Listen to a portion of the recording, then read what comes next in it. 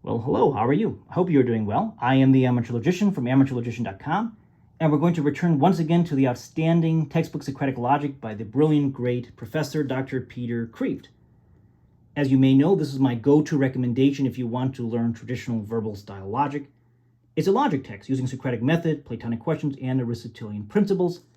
This is not a mathematical logic book. This is a traditional verbal style approach to logic. And in many ways, in my opinion, that's more important to learn than the more mathematical approach. It's very practical, very concrete. It deals with everyday argumentation that you confront by the news media when they make an argument at all, by politicians when they make an argument at all versus emote their feelings. This is really a book to enhance your verbal style reasoning, to become a better reader and a writer even. Now we're going to continue talking about categorical syllogisms with the help of this book, and we're going to work through some exercises. So in a previous video, we covered just a tiny bit of chapter 10 on the syllogisms. And that chapter covered such things as the structure and strategy of the syllogism, the skeptic's objection to the syllogism, the empiricist's objection to the syllogism, demonstrative syllogisms, and how to construct convincing syllogisms.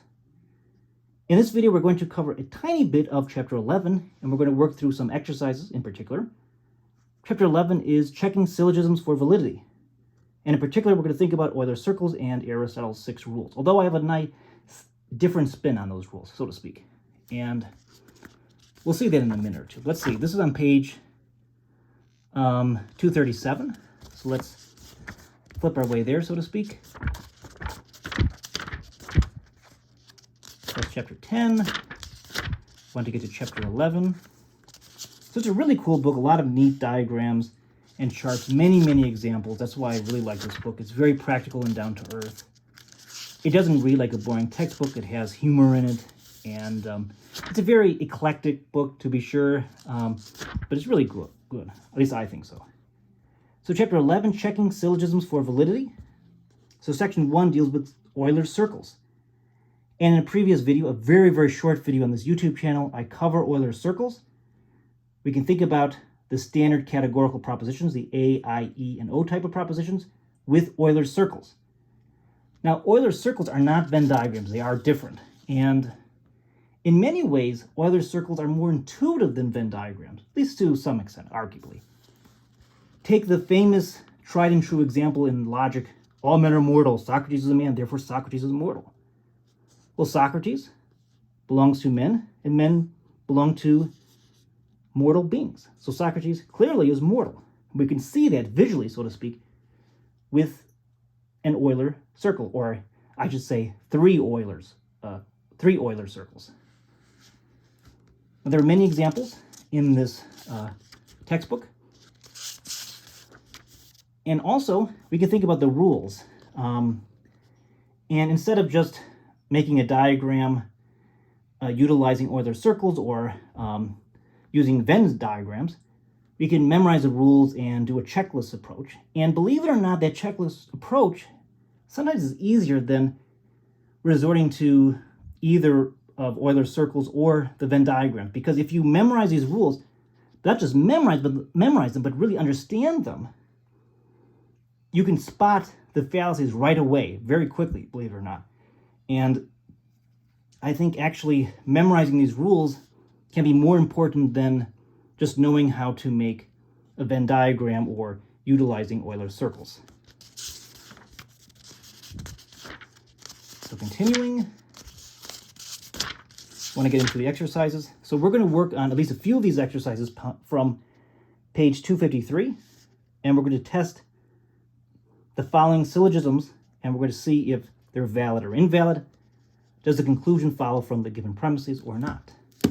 So first, let's think about the 6 basic rules for categorical syllogisms. And I'll show you my shorthand approach as well. So first off, we have 2 rules of quantity. At least one premise must be universal. Okay, if you only have particular premises, you're not going to pull out something new, so to speak. So you need at least one universal premise, a so-called universal affirmative premise or a negative universal premise. Number 2, if there's a particular premise, then the conclusion must be particular. And remember, a particular premise that's particular will either be an I or an O type of proposition. We have 2 rules of quality. At least one premise must be affirmative. If everything's negative, you're not going to get anything new out of those premises. Number 2, if there's a negative premise, then the conclusion must be negative and vice versa. So this is, so to speak, a biconditional in the sense that, on the one hand, if there's a negative premise, the conclusion must be negative, and if there's a negative conclusion, then a premise must be negative. Then we have 2 rules of distribution. 1, the middle term must be distributed at least once, and the middle term will never appear in the conclusion. It's going to appear, however, in both of the premises, and that middle term at least once must be distributed.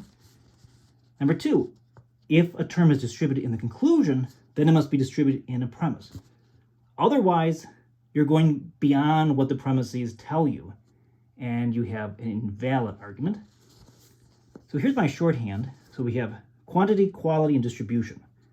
So one universal premise, at least one. If you have something particular in the premises, you have to have a conclusion that is particular. One premise must be affirmative. We have a biconditional relationship in the sense that if you have a negative premise, you must have a negative conclusion and vice versa. With distribution, the middle term must be distributed at least once. And finally, if something is distributed in the conclusion, it must be distributed in the premise. So great, let's think about some exercises and examples. So from Socratic Logic by Peter Kreeft, if you turn to page 248, you get this example. Compassion is a virtue. Justice is not compassion. Therefore, justice is not a virtue. So the question is this argument valid or invalid? Does the conclusion follow from the given premises? Well, it's definitely invalid, and we can think about this in terms of Euler's circles, or we can go through that checklist of rules.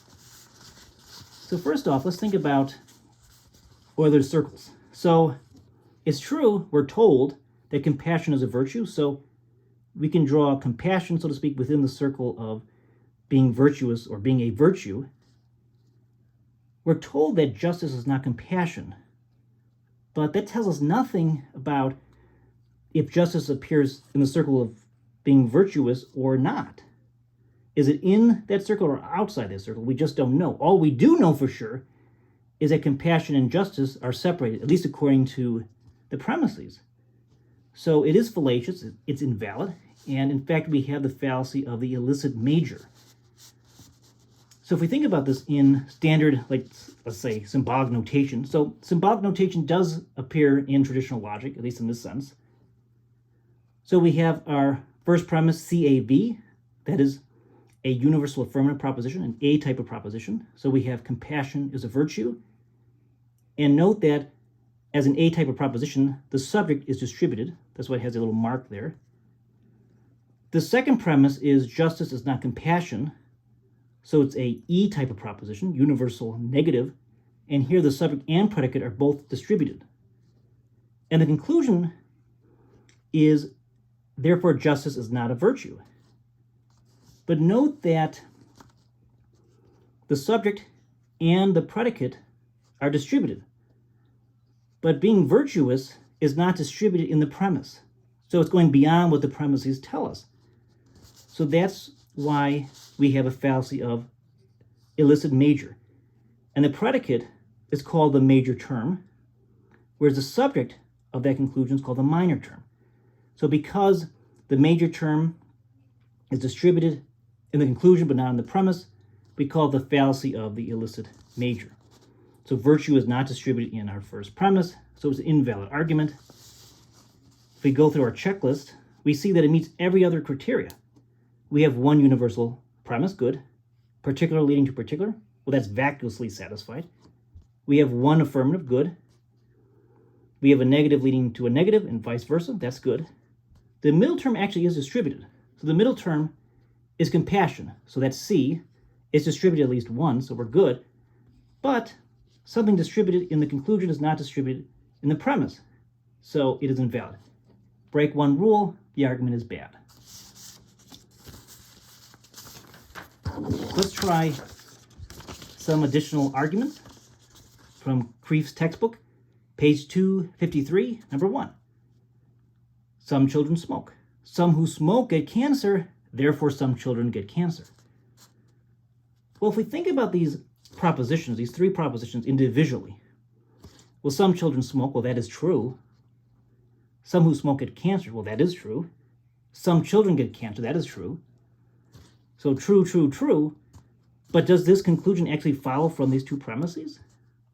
Well, if you think about the checklist, right away you know this is an invalid argument because you need at least one universal premise. And these are both particular. So this is not going to work. And we can reason about this rule and understand why, hey, if there's nothing universal, then you cannot get something new out of that. Okay, so syllogisms are based on the dictum omni et nolo, the maximum of all and none. So it is invalid. But there's another problem. The middle term is not distributed. So we have no universal premise. It's already bad. It's true that we have a particular premise, particular conclusion. That's good. We have one affirmative proposition. This is satisfied. And even the last rule here is satisfied because nothing is distributed in that conclusion. So, we're good. But the middle term is not distributed. So we have an I type of proposition and an I type of proposition. Notice that S is smoking. That smoke is not distributed in either of the two premises, makes it that it's impossible to relate the subject and predicate in that conclusion to say anything that is for sure the case. So that's why it is invalid. Okay. Let's try number 2. Saints are never joyless. Some joyless people are not popes, therefore some popes are not saints. So that does look valid, and it is valid, because it passes all of our checklist, so to speak. So if we think about the first premise, we have saints are never joyless. That's a universal negative proposition. We can treat it as such, at least. And then we have the particular affirmative proposition, some joyless people are popes. And the conclusion is the negative particular proposition, some popes are not saints. We have one universal premise, good. We have a particular premise, particular conclusion, that's good. We have one affirmative premise, yep, it's that I type of proposition, we're good. We have that negative leading to negative, negative leading to negative. Well, here's a negative, E, here's a negative, O, we're good. The middle term is distributed. Well, L, that is to say joyless, is distributed at least once, so we're good. And anything distributed in the conclusion must be distributed in the premises. Well, S is saints, that's distributed in the conclusion, and is distributed in the premise there. So it passes all of the rules of what makes a syllogism good and valid. So this is a good argument. Saints are never joyless. Some joyless people are popes, therefore some popes are not saints. Awesome. Finally, let's look at one more example. This is number 3. Peace is good. War is not peace, therefore war is not good. Is this valid or invalid? So it is invalid, and let's think about this. So we have our first premise. It's a universal affirmative premise. PAG, peace is good. It's an A type of proposition. The second premise is an E type of proposition. It's a negative universal proposition. War is not peace. The conclusion, we're told, is war is not good. That's a negative universal proposition. An E type of proposition, WEG. So we do have at least one universal premise. Well, they're both universal. A and E, we're good. Particular leads to particular. Well, that's vacuously satisfied. Everything's universal here, but this is vacuously satisfied. We have at least one affirmative premise. Well, A passes. We have this biconditional, negative leading to negative, negative leading to negative. Well, here's an E, here's an E, we're good. The middle term is actually distributed, so the middle term is peace. So peace is distributed here, peace is distributed there, we're good. However, we have the fallacy of illicit major because we violated this rule. Something distributed in the conclusion must be distributed in the premise. So note that G, okay, goodness, is not distributed in the first premise. So there's G, here's G. It's distributed here, but not here, so it is invalid. So obviously there are many, many more exercises in Peter Kreeft's textbook, and I highly recommend it. So there is a link down below if you want to purchase this textbook, and I hope to make some more videos on this book so you can follow along, so to speak, on this YouTube channel. I also have an extensive tutorial on traditional verbal style logic at my website, amateurlogician.com. I would appreciate you if you visit that website, but I also just appreciate you actually watching this entire video. I know I'm not the best speaker, but I'm practicing and trying to get a little better, and just thank you for putting up with me if I misspeak here and there. I have somewhat of a speech impediment, so I'm trying to get better at speaking. I'm a much better writer, but at any rate, this is definitely my go-to recommendation, but I have a lot of other recommendations as well on my website if you want to learn traditional logic. For example, there's Peter Kreeft's book, The Science of Logic, volumes 1 and 2. There's Principles of Logic by George Hayward Joyce, which is outstanding, and many, many other ones out there as well that I really like. But this is definitely my go-to recommendation. Anyways, thanks for watching this video, and be well. Good luck to you.